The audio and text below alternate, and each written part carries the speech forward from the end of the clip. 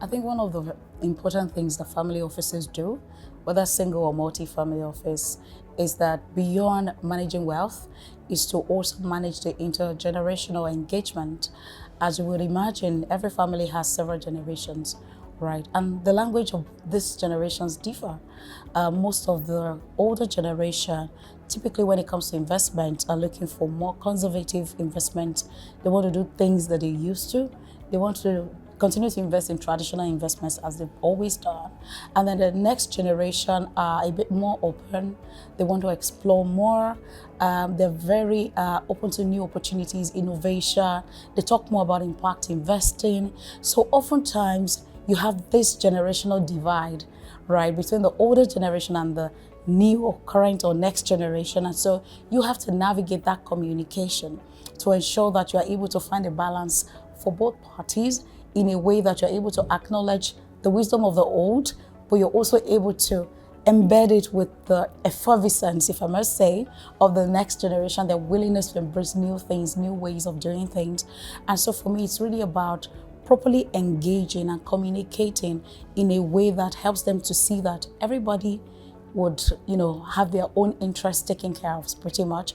And when we engage VC or investment managers, for instance, one of the things we say to them is that you have to present your pitch in a way that speaks to that dual appeal, right? So if the older generation wants conservative, or should I say consistent, stable returns, you have to demonstrate how your investment is going to deliver that. And then if the next generation is more interested in impact, or how you're going to leverage technology more for scale, you have to speak to that as well. So you have to ensure that everybody is taken care of. And that's what we do as family offices, even as we go looking out for investment opportunities that we believe align with the interests of the families that we represent. I think of family offices, especially multi-family offices, as aggregator of limited partners, right? And I think it's in the best interest of the VC firms and the PE firms to engage more of the family offices, because as opposed to talking to one LP, you may easily be, presented with 10 LPs, and maybe out of the 10 LPs, you're more likely going to find maybe about 3 or 4 who will be interested in the things that you want to present to them. And I think more importantly, family offices understand the families better. They're able to bridge the trust gap that usually exists, because families would often say no to pitches, not because the investments don't make sense, but maybe they've not been able to establish a rapport that makes them feel comfortable. And so that relationship gap sometimes is one of the reasons a lot of these families don't say yes or cut the check eventually. So I feel like family offices will help to sort of manage that gap, that trust gap. If you're able to build a relationship with family offices who understand the families very well, it's like the family offices are really sort of bridging the demand and the supply gap, and you understand the language of both parties. So you help each other to, each party to communicate better. You're able to help them navigate the trust issues. You're also able to match the GPs to the LPs who are more likely going to say yes. What I mean by that is that it's not so much about how fantastic your investment is. It's much more about whether there is alignment with the family's values and priorities. Sometimes it can be that, it can be what makes, the difference between whether you get a yes or a no, right? So I feel like the family office really plays a huge role in ensuring that this sort of interesting exchange happen in a way that facilitates the conversation to the point where you get your check. I think that governments play a role in facilitating the right environment, the right platform for investments to come into the country or into different sectors. So for instance, if the government is trying to develop a certain part of the sector, say infrastructure or agriculture, what I would expect is that the government is able to offer certain incentives to motivate investors to want to put money there. So for instance, in Nigeria, we talk about a lot of infrastructure deficit. I would imagine that the government is able to put things in place, perhaps a tax holiday. So if you invest in an infrastructure fund, for instance, you get to enjoy some tax incentive because you put your money to risk developing something that has social impact beyond the fact that you're looking for financial gains, right? And then beyond the tax holiday or whatever, I think perhaps maybe even minimize the capital gain taxes could also be something that can be done in that regard and make it very attractive.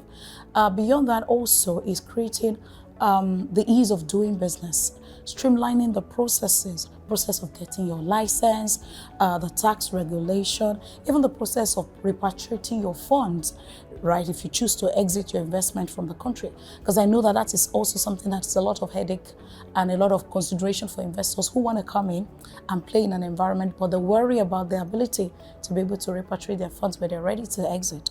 So I think if you create an enabling environment, right, and you incentivize investors to be able to bring the money in, I'm sure that that will really help. And I think also just facilitating cross-border transactions, investment, leveraging the after framework, right? I think that also will be something that I'll be looking to see more of, especially on the African continent.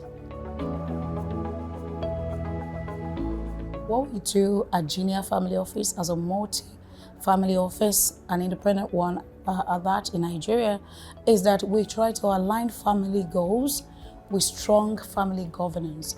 Now, beyond the fact that you're trying to diversify their investment, you're bringing risk-managed investment, diversifying their portfolio to build resilience in the portfolio, to create sustainable wealth, and then create the right structure for seamless transfer, intergenerational transfer. I think what is also important, where things can actually break down, is at the family level or where the decisions are being made, right? And so just ensuring that there is proper alignment of the family goals, and then you have the governance framework within the family that allows things to be able to work properly. That is one area that we put a lot of attention. And then I think more importantly is the intergenerational engagements that need to happen. Oftentimes, when you see wealth being transferred from one generation to the other, there is often this breakdown in communication because the older generation has done things a certain way, the next generation wants to do it another way. And so if you don't have that engagement where I get to hear you, you get to hear me, sometimes that's where things break down, right? Even in terms of the investment philosophy, the investment appetite. I find in our engagement with a lot of families that the next gen are actually more risk takers, right? And while the older generation can be a bit more conservative, wanting to do what they've always known to do, right? Or just invest in sectors that they understand only, right? So I feel like the family office work is to ensure that that communication and the intangible element that actually puts everything together is there, and that communication works between the family members and all the generations that are present in the family.